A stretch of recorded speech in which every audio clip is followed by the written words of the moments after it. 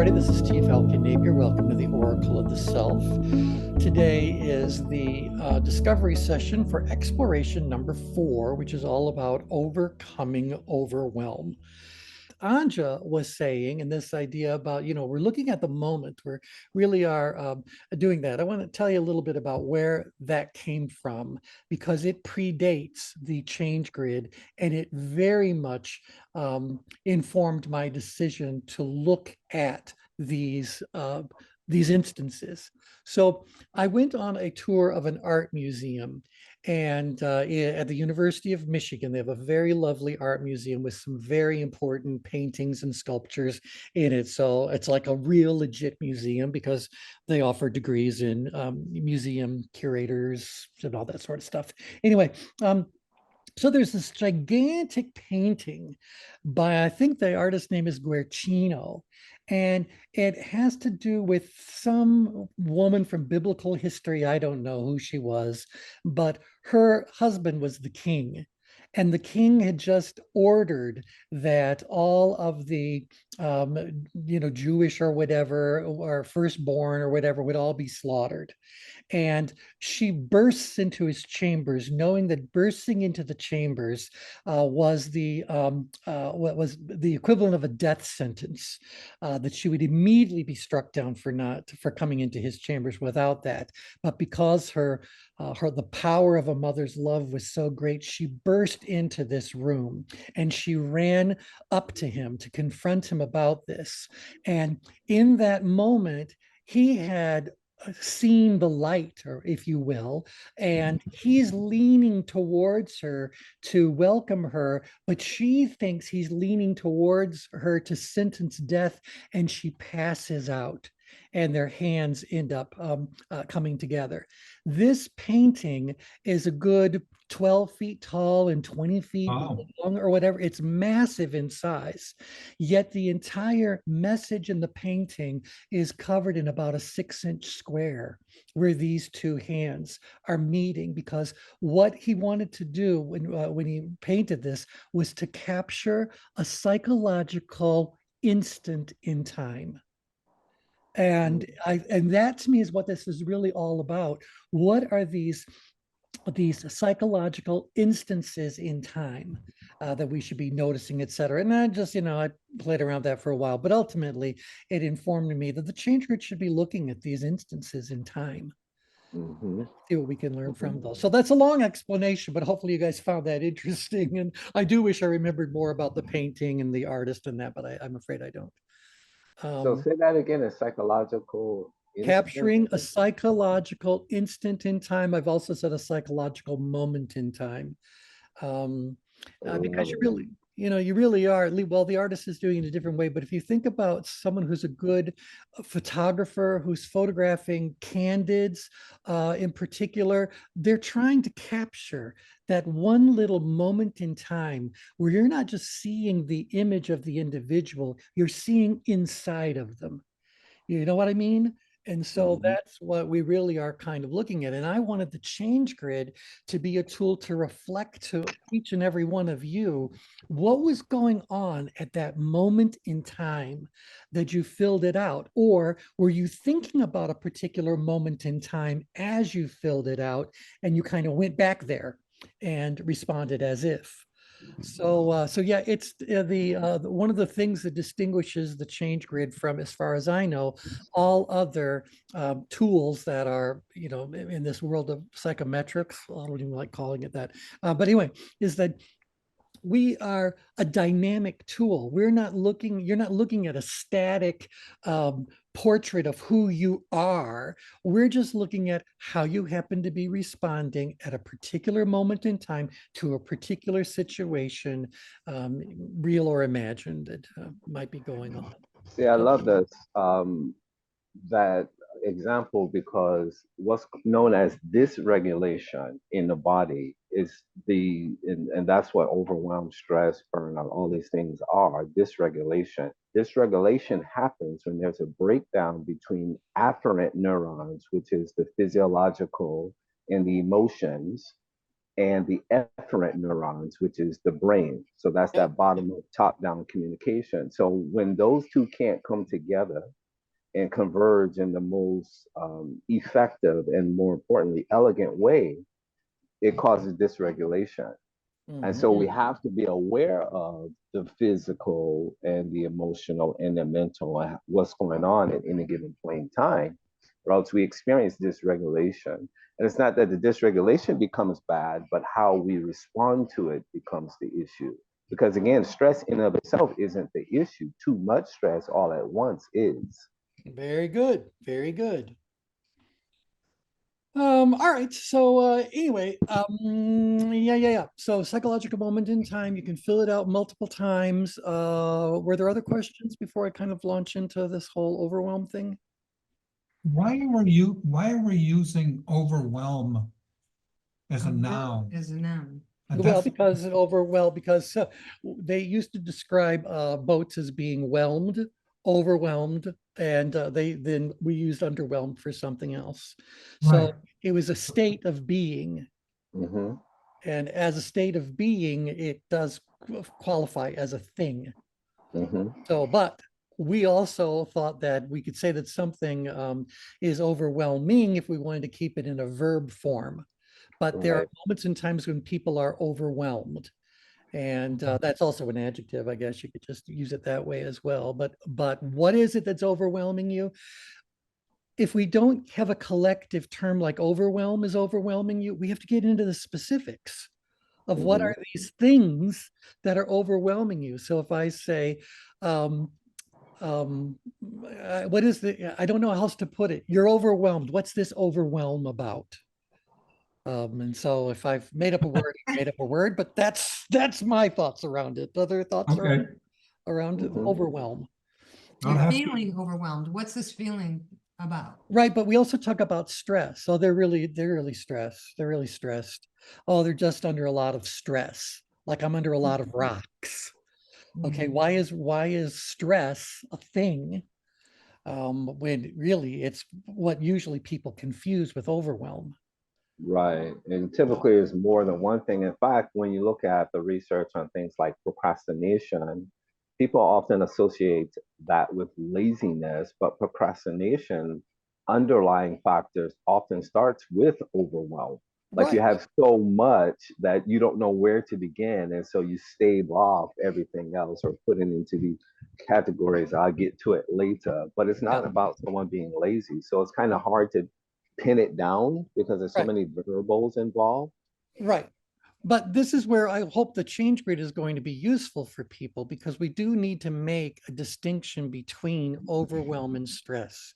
One of the Mm-hmm. biggest problems that's out there is that people confuse the two. And so they want to Mm-hmm. treat overwhelm as though it was stress. Mm-hmm. Overwhelm and stress are dramatically different things, even though a lot of the sensations and physiological responses we have to overwhelm could well be identical to some of those we find up in stress.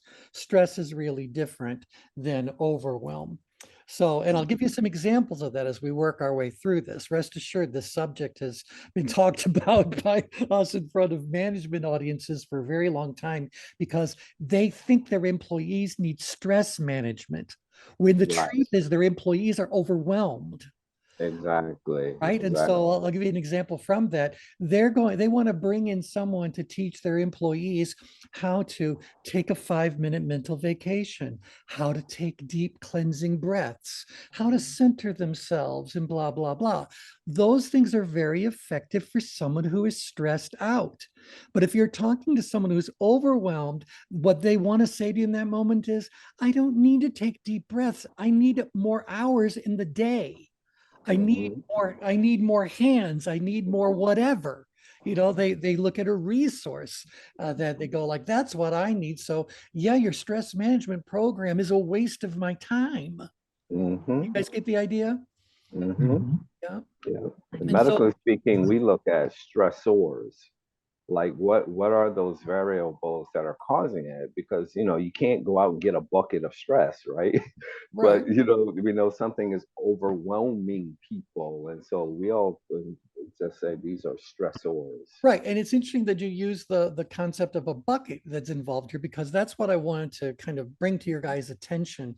A human only has a certain capacity to handle stuff. That Mhm. stuff, as it adds up, can be referred to as overwhelm. So just because it's too much stuff. And so that's what it's really, it's stuff. And there's a lot of different variations on stuff, and stuff comes in a lot of different shapes and sizes with a lot of expectations. And some of the stuff comes from you, and some of the stuff comes from other people, and some of the stuff comes from the fact that life just happens. But Mhm. nevertheless, stuff is heading your way. So let me first make sure you guys know the difference from attention management perspective about stress versus overwhelm. When you are up in stress, what are you actually saying to yourself in terms of perceptions? You're saying, whatever that is, whatever the causes of that stress, I do not feel that I have the ability sufficient to handle that challenge. Stress occurs whenever challenge exceeds ability. And as the level of challenge gets higher and higher and higher, if the level of ability stays as low as it was in the first example, then the magnitude of that stress is going to get greater and greater and greater. But inherent in true stress is that I am feeling as though I do not have the ability. I don't have the knowledge. I don't have the skill. I don't have the experience. I don't have the physical resource necessary to do that. Now, the moment we start talking about resources, we're going to start tipping our toe into activities or issues that are going to fall into the category of overwhelmed, as opposed to the um, um, um, um, um, stress kinds of things. Okay, so Mhm. can you guys relate to the difference I'm making between stress and overwhelm Yes. so far? Yeah. Okay, now the second thing to know about overwhelm is that overwhelm is an issue of, let me go back a slide. An overwhelm is an issue of capacity versus competence. Mhm. Okay, you're up in stress because you don't have the competence, you don't have the ability necessary to meet whatever that challenge happens to be. When it comes to overwhelm, it's about capacity. What you're basically saying to the person is, "Oh no, I've got plenty of ability to handle whatever that challenge is." And I've got plenty of ability to handle what that challenge is, and that one, and that one, and that one, and that one, and the whole room full of other activities you've just put onto my plate. Can you guys feel the difference between those things? Mhm. In a overwhelmed situation, the activities taken individually do not cause stress. In fact, each and every one of them are something that you would consider to be manageable. But Mhm. there is a capacity issue that has to be acknowledged. And it's when that capacity has been overwhelmed, that's the word I want to use, that life as we know it sinks. So we'll Mhm. get to the nautical reasons. Whelm and overwhelm and all that come from nautical sorts of terms. But so far, can you guys feel the difference between when you're stressed out and when you're overwhelmed? Yeah. Seems Sure. like overwhelm is a subset of stress. Um, I would say that overwhelm is a very tightly related cousin to stress, absolutely.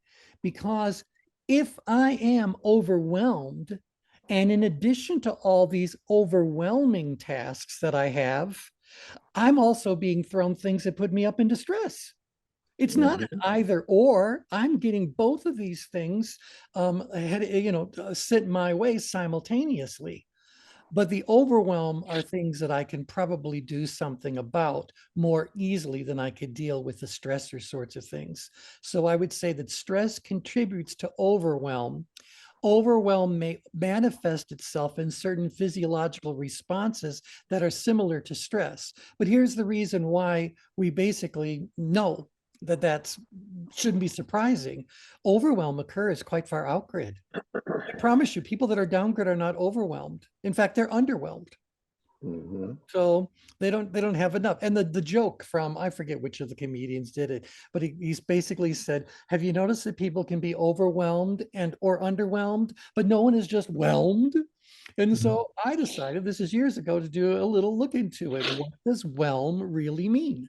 And it does have a meaning from nautical terms. It is when, if you imagine a boat for a second, that it has taken on water, but it has not sunk.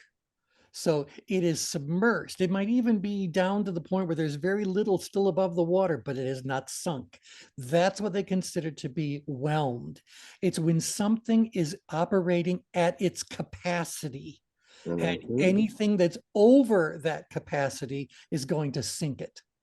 And so Mhm. a ship can be whelmed and still get to shore. And there may be a case to be made for the fact that if we're not overwhelmed, and instead we're underwhelmed, we've got a different problem, because now there's nothing to keep us floating. There's nothing to keep us in that action. So, but whelmed as a word got tossed aside long, long, long ago. I decided to give it a renewed life. But that, I think a lot of people that are outgrid in particular, and for those of you that are new to the Oracle of the Self, just know that as you listen to more of these sessions and you learn more about the change grid, this is all going to be very clear to you. So just let it be absorbed through osmosis, and all will turn out just fine. Everyone on this call can attest to the fact that that is exactly what will happen if you just kind of stay with the thoughts. So we know that it's people that are outgrid that are most likely to become overwhelmed. Why am I saying that? Why do you think outgrid people are most likely to become overwhelmed? Because they're taking on so much. They're taking on so much. They're taking on so much. How do they end up taking on so much?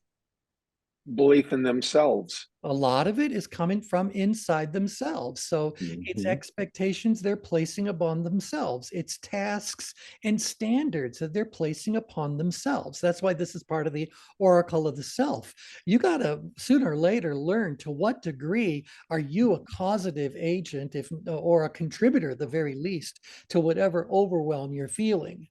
And so a great deal of the activities that are piling up, always remember that overwhelm is about too much of a substance coming your way. Originally it was water, but now you get the idea. So um, Another thing that causes that is just people perceive you as extremely competent because you just exactly so you're the repository. right. Yeah. You're the resource, you're the saving Mhm. grace, you're the life ring. And so they reach out to you. And the problem with people that are easily overwhelmed is that they don't really say no all that often or all that comfortably. And so their boundaries are constantly being, well, if they have any, is constantly being overtaken. If I want to stay nautical, over, what would the word be? Inundated? Oh, I don't know. Mhm. We've got to find a good word for whatever it is. But Anja, you're absolutely right. A lot of it is people, because of their own stress, they're looking for a way out of that. They're saying, I don't have the ability to do it, but Anja does. Mhm. And so, can I throw it her way? So, a great deal of the overwhelm that people are experiencing comes from outside sources. Mind you, if you're overwhelmed because of outside sources, someone is allowing those outside sources into your reality. You know, someone is Mhm. allowing them. It's flattering. And if you're a person who likes to please people, you're gonna give it a Right. go. Hell yeah, That's you right. do That's that. right. And so you might be inviting it into your reality freely and lovingly. You might also just feel, obligated to for it reasons we'll get into. There's traditional reasons and cultural reasons why it happened. But the third thing I want you to think about is that a great deal of the stuff that is overwhelming is not coming from you or from someone else you know. It might be coming to you from other messages that you're exposed to from people around you, whether that's online, face to face, whatever. Other people's stuff ends up getting put onto you. Even if it's just something you need to think about, forget something you actually have to do, take responsibility to complete. Maybe it's just stuff I need to think about that, or oh my gosh, I am thinking about that. And so it's part of my current whelm load. It's part of my Mhm. my current capacity. I need to get those thoughts. Are those mine? Do those are, again, the oracle of the self, are these thoughts that I have that are now in my head mine, or have I just unknowingly granted it permission to enter my reality? And so Mhm. So this is what's going on there. So the other reason why people are more likely to get themselves in an overwhelmed situation is because they've been trained to do so because of traditions and cultural expectations. Hmm. So it may very well be that if you were raised in a very tight family sort of a dynamic, that you have a moral and familial obligation to rise to the occasion and do whatever it is that your relatives need done, and having feelings about it is optional. Okay. If any feeling you have about it, it should be that you feel blessed to do it for them. All right. So Hmm. it could be coming from those sorts of just installed sorts of patterns that you have been programmed with. Yeah. We could talk about other sources of overwhelm, where it comes from, but I just wanted you guys to kind of feel the difference. Overwhelm is an outgrid experience, and if I'm just whelmed, well, then I'm up here to the outgrid danger zone edge. You know, we say that people in the outgrid side of things are the ones that are most likely to accomplish greatness because they're determined. They see the vision. They're driven, and up to a certain point, they too, what do I say? They thrive on having that amount of activity going on in their head and around them. They look for maybe and gobble up all of the attention that they're getting that might lead to the need for interviews to be done and articles to be published and blah blah blah. I mean, they eat that stuff up. Well, I would describe them as whelmed. You know, they don't understand. They don't understand that they are one decision away from overwhelm. They are one upgrid issue arising to fall into overwhelm. Can you guys relate with what I'm saying here? Yeah. Yes.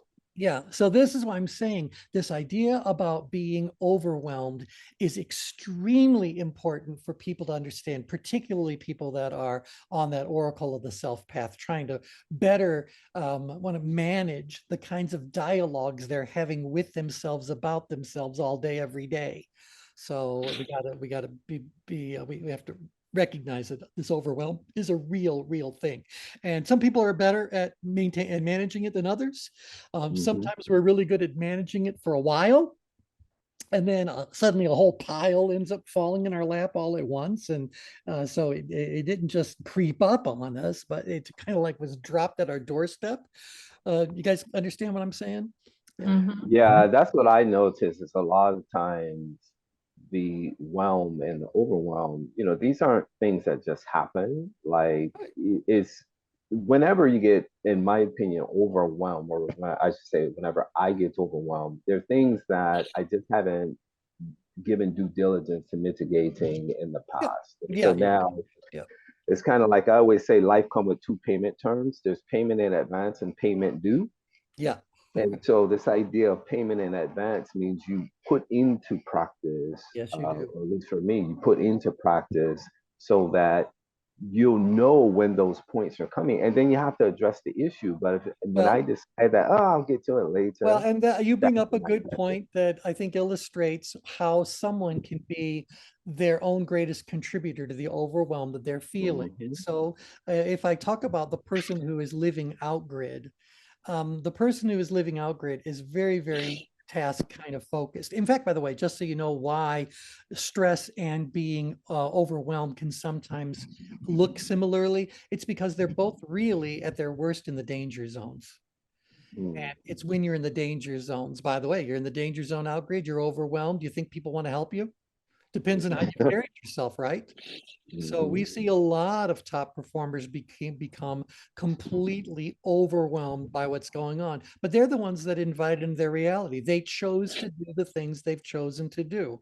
They've filled their calendar to whatever degree they believe they could fill their calendar. Maybe they overdid it. Maybe they Mhm. overdid it. So it could be an occasional something someone is feeling. It could be something that comes and goes. A lot of it, by the way, could be seasonal. So I think as the holidays come our way, we get another pile of things that we have to do. Like, oh my gosh, we have to decorate. Oh, we got to shop for things. Oh, we got to do this. Oh, we got to go to this event. Well, you get the idea. These are all things that can also contribute to that Mhm. feeling of being overwhelmed. Mhm. All right. Any other thoughts about just this, the distinction I'm trying to make, and how familiar you guys might be with both stress and overwhelm? Yeah. All right. Now, part of the problem with being overwhelmed when you're this far out grid is that a lot of the things that ultimately overwhelm you are things that you know you should have taken care of long ago. Mhm. So, but it's crept up on you. You've said, Mm. oh, we'll get to that later, or we'll see what that turns into, because you're the leader, you're the boss of yourself here, whatever. You decide what gets your attention and how much of it, of your attention it gets at any given moment in time. And so it may very well be that a lot of the overwhelm that you're experiencing was self-induced. And so you had plenty of warning coming your way before it actually ended up happening. The other thing to think about is that there are a lot of things in all of our lives that end up falling into the category of what we call downgrade clutter. If you think back to some of the training you might have gone through, downgrade clutter is a bunch of activities that are not very challenging whatsoever, and you have a very high ability to do. And as a result, you're deep down in apathy about doing them. So what's the likelihood, what's going to float your boat, if you will, to get you, off of your sandbar and go and do these kinds of things? Or do they just accumulate and accumulate and accumulate? Yeah. Mhm. And so because they've accumulated, because you were underwhelmed, that feeling of underwhelm will ultimately lead to something being overwhelmed. Now, Mhm. that becomes a real important thing to understand, because one of the things we would be telling you to do if we were coaching on this whole subject of overwhelmed, if you found yourself overwhelmed, and we'll certainly talk about when we get into remedies and learning opportunities and all that around this, is that a lot of the things that you're overwhelmed by, you probably could have and should have said no to long ago. So why didn't you say no? And yeah, there's a whole lot of reasons. Some of them are totally justifiable, but a lot of it might be something like, I was afraid of how someone was going to respond, or I Mhm. wanted to avoid whatever the conflict was, or whatever the case may be. And so you end up with a whole lot of things that if you spoke your personal truth, you don't want to do. And anything that you can do to postpone doing those things, etc., creative avoidance, procrastination is not an active verb, generally speaking. You don't jump Mhm. out of bed and say, today I'm going to procrastinate on this, this, and this. No, you get busy doing things you really did want to do, things you really are engaged in doing, things that whelm you. So this is what we're really talking about. If you're never going to get around to doing it anyway, then just own that. Say that Mhm. earlier on. Or otherwise, here's what you have to do. You got to be a good person and say, I said I was going to do it. I have to go through and do it. We said we were going to go. We're going to go. But how do we make sure we never get ourselves in this predicament again? All right. So how many Mhm. of you ever getting sucked into doing something for somebody that you genuinely did not want to do?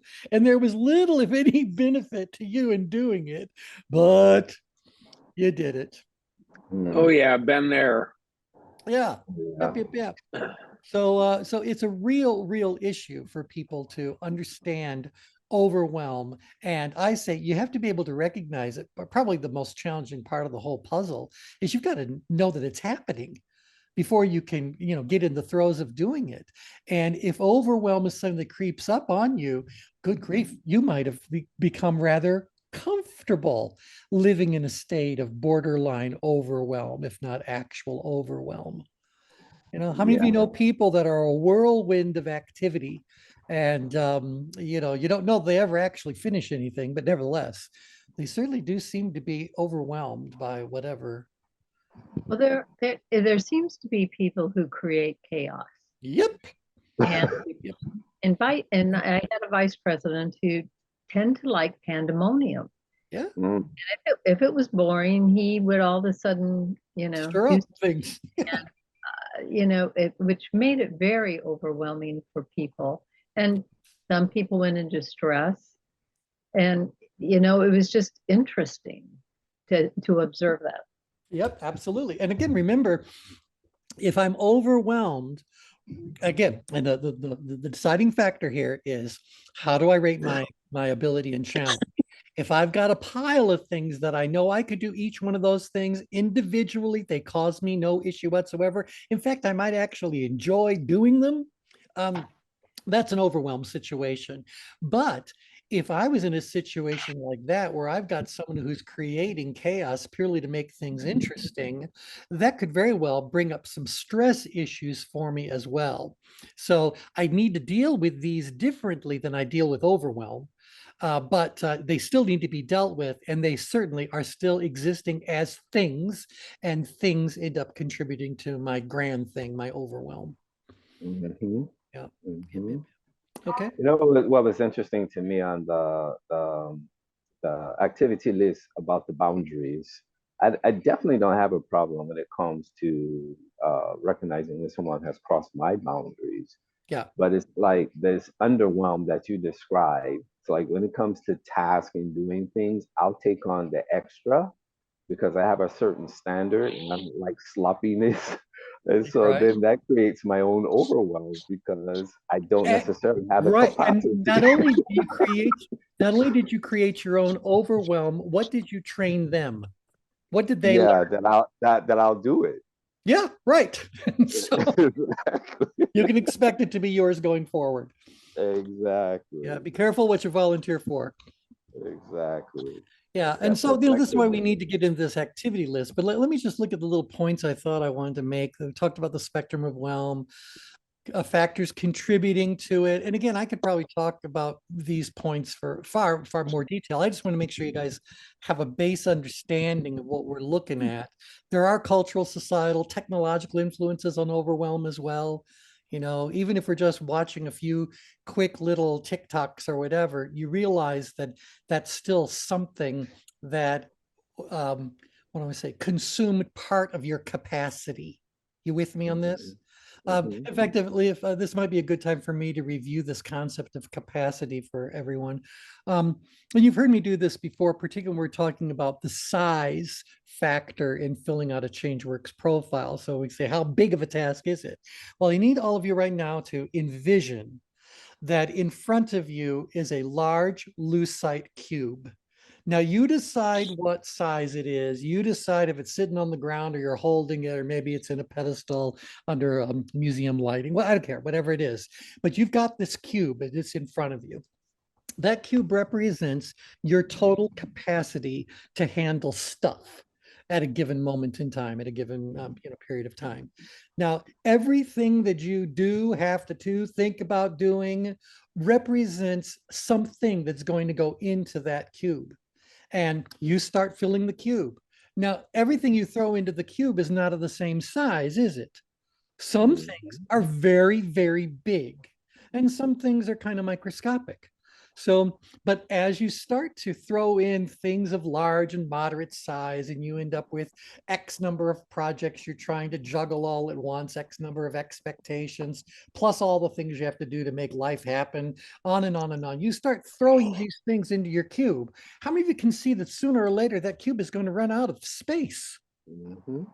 And when it Yep. runs out of space, that's when things are going to start to pour over.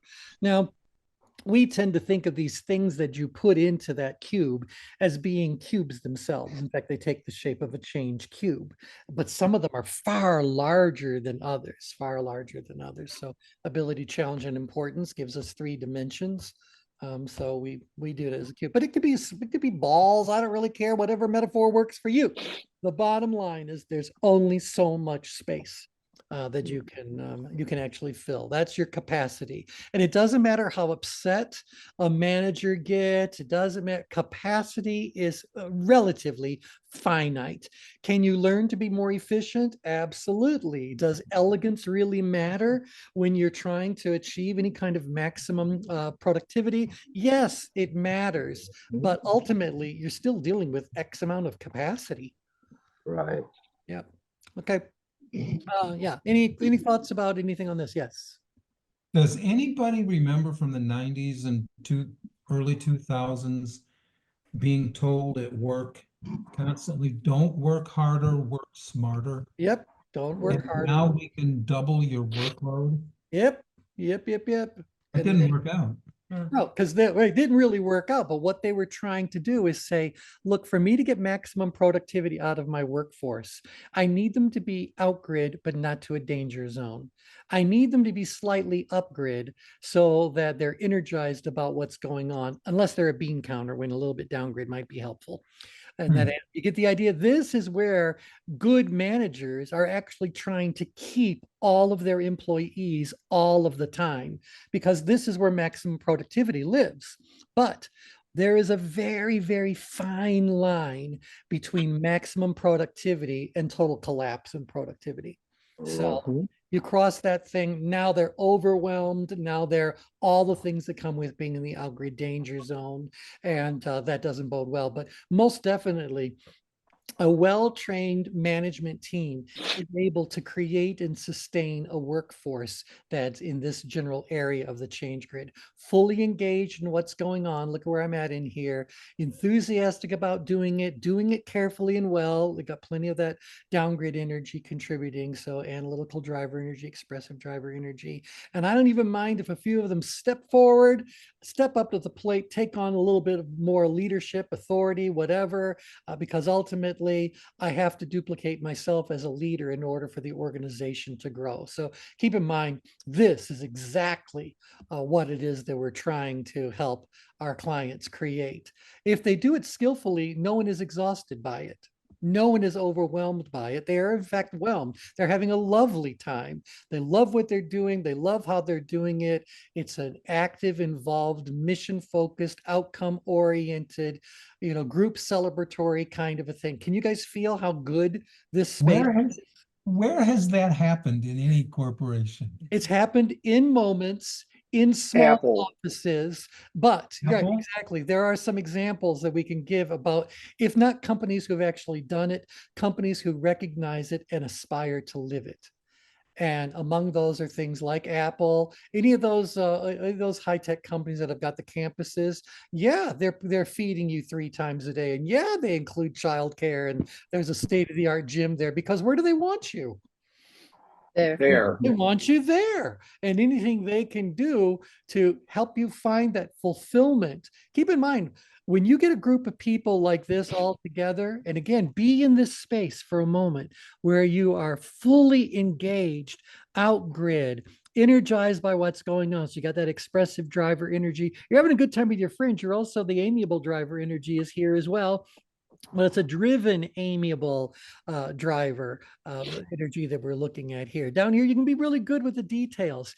These people are working together on a shared vision, a shared mission.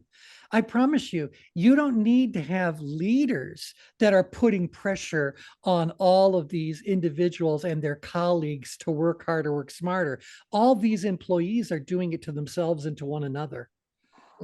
We're a team. We expect this to all be happening, blah, blah, blah. So no, I don't have to do it to somebody. The environment is doing it all by itself. Yeah. E.T., I have a question. Yes. Yeah. And then Tom, yeah, go ahead, David. Does tension impact whelm? I would imagine you have to have a moderate level of tension for that whelm. We kind of are creating a word, but you get the idea. I think it's a moderate. To be whelmed is right here. I'm whelmed. People talk about being overwhelmed with emotion. I can be whelmed with emotion as well. I mean, I can feel it without bursting into tears. Absolutely. I mean, we each have thresholds in terms of Right. these internal thresholds that we can take, but only so much. That's And when right. we That's cross right. that gets back to that dysregulation. Exactly. Yep. So, yep. And Tom, what were you going to ask? I was just going to say the expression where I worked was not work harder, work smarter.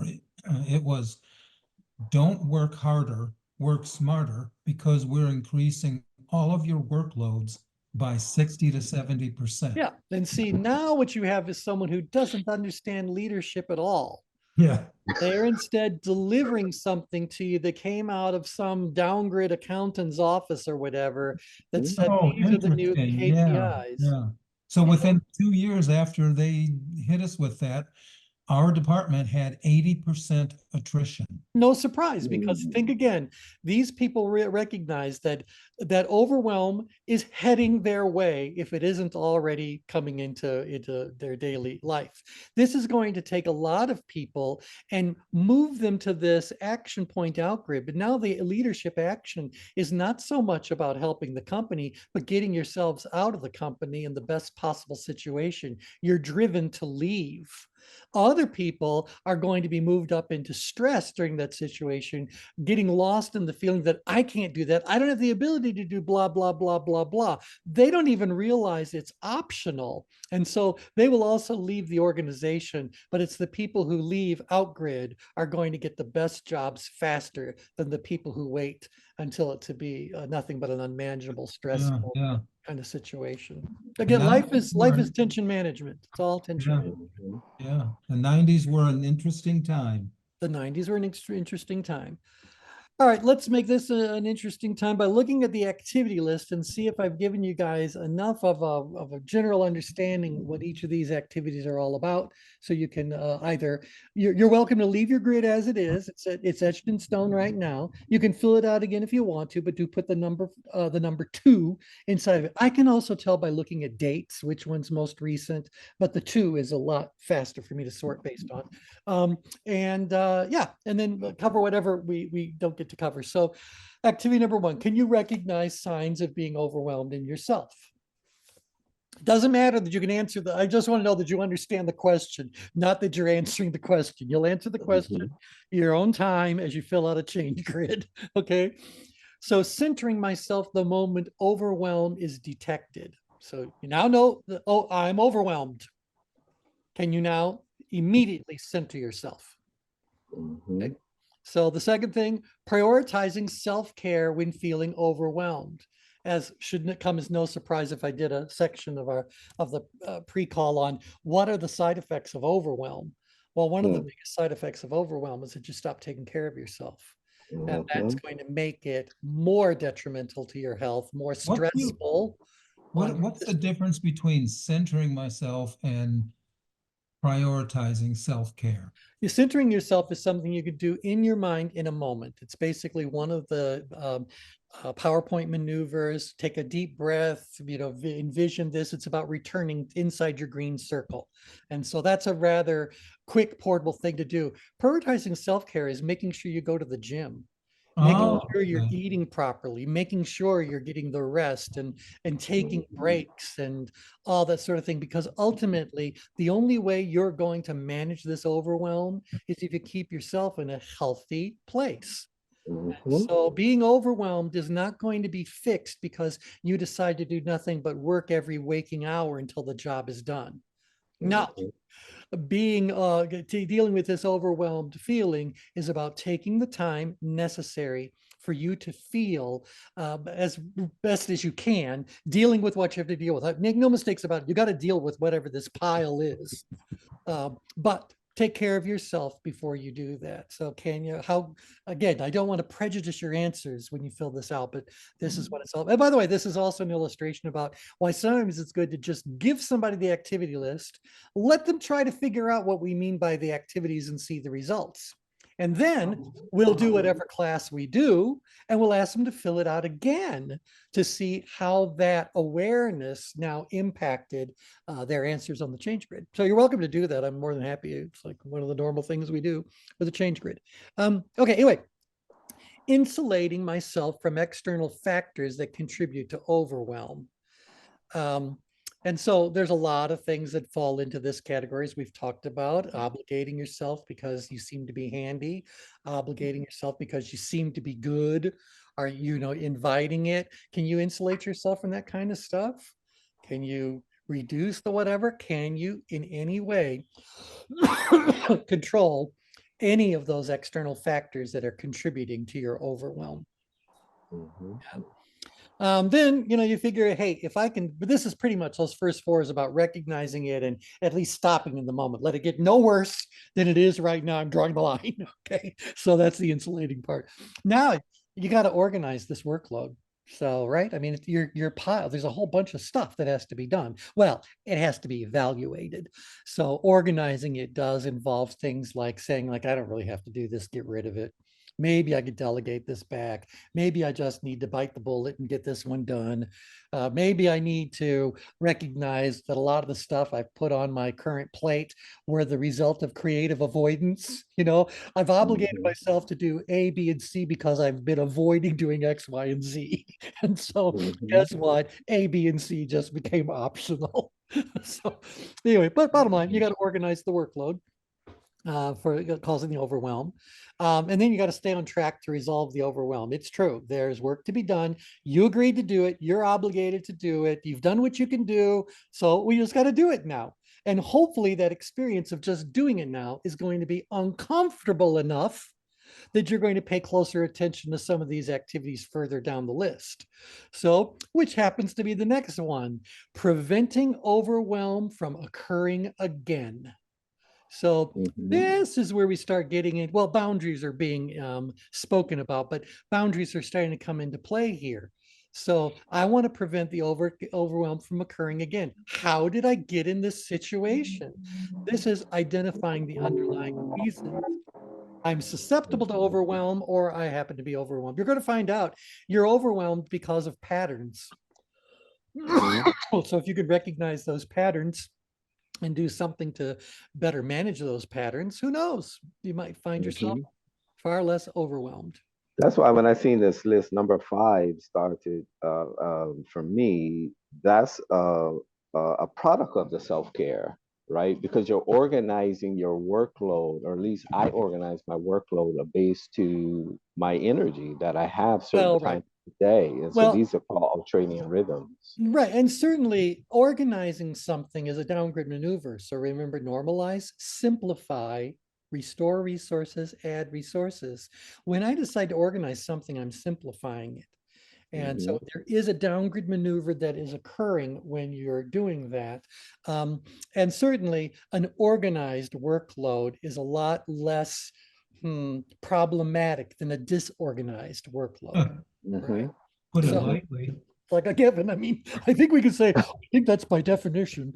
All right. So preventing, identifying the underlying reasons. There could be a whole lot. Again, could be tradition, could be habit, could be whatever. And as Anja pointed out, maybe it's also satisfying something that you really do value, like being appreciated or acknowledged or whatever the word might be. So, but nevertheless, it's an underlying reason why you're susceptible to overwhelm. This one is a big, big, big one.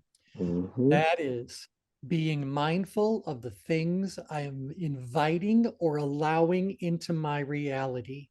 Nobody Hmm. can be your gatekeeper but you. And so you're the ones who have to be very mindful about, am I inviting that into my reality? Am I allowing it into my reality? Or is this something I actually willingly, freely choose? This is part and parcel of my mission and of the reality I want for myself. I can't be mindful for you.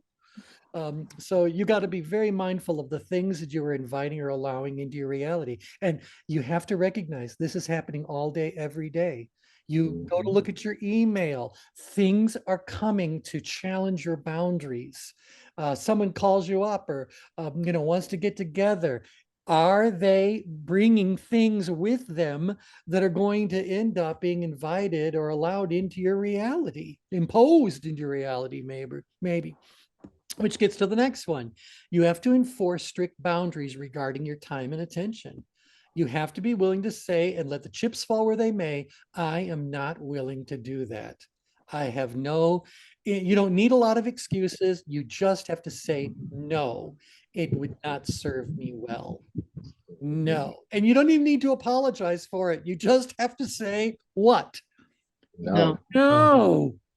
No, no, no, no. You don't owe anybody an explanation. I'm sure they're going to want one, but that doesn't obligate you to provide it. You are saying no because you have very strict boundaries around your time and attention, and the request that's being made or whatever's being handed your way is not the best possible use of your time and attention. Hmm. So own that. Just plain own it.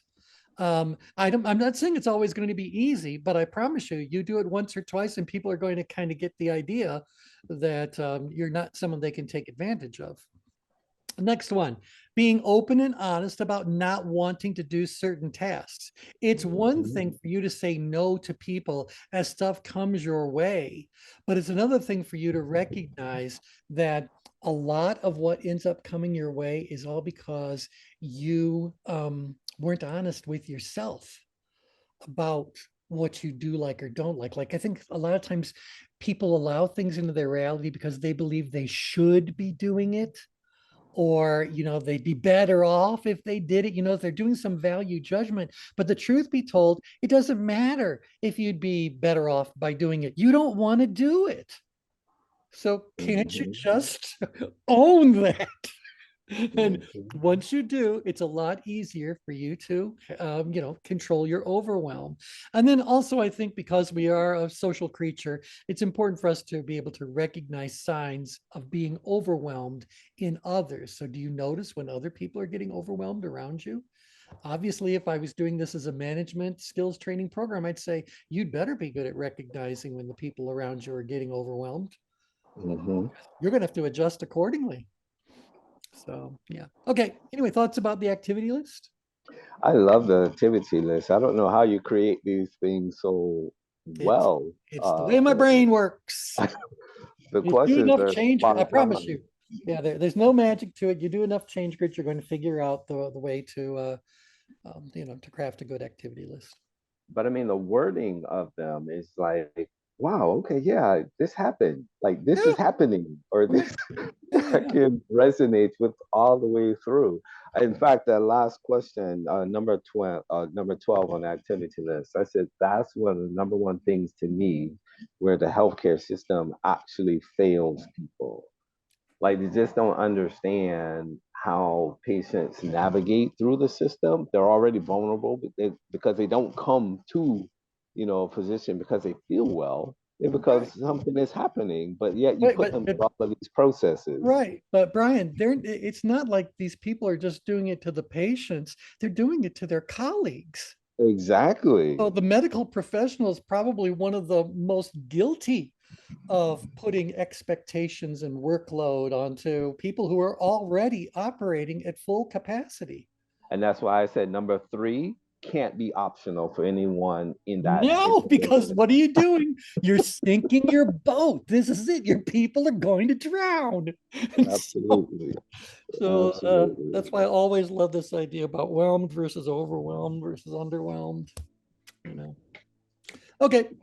So other thoughts, comments? Yes. Yes. Yes, I was thinking when Brian mentioned healthcare that to look at the really big picture, doctors are quitting, fleeing, even though they got into the business of being a doctor because they wanted to heal people, because insurance companies are overwhelming them. Right. With You only have X amount of time, get in, get out. Yeah, you only have a certain amount of time, particularly if you work for one of these for-profit practices. And above that, I remember when I would go in to my doctor and I'd have a conversation, we do whatever it is there. Now, when you go to the doctor always has a scribe with them. And the scribe is taking notes on the laptop about what's going on. And I said, why is that? They said, because we have to chart. Whatever it is that we talk about, we're going to have to write this down, your medical chart. And so they start going like when the administrative activities of being in the medical professional, a lot of other professions as well, becomes greater than the work that you want to do. Why would anyone do it? I don't want an administrative job. Yeah. So that's exactly it. Okay. Other questions, comments? All right. So again, I will invite you guys to fill out the ChangeWorks profile or fill it out again as the case may be, whatever you want to do, feel free. Yep. And then next time around, I think we've kind of set the stage enough. Next time around, we'll look at the results of the change grid and talk about specific things you can do to improve each of these 12 kinds of activities. Yep. All right. Excellent. Sounds good. All righty. Okay, well, thanks, everybody. Take I care. thank you, T. Have a good day, everybody. Okay, talk to you next week. Cheers. Bye. Bye. Cheers.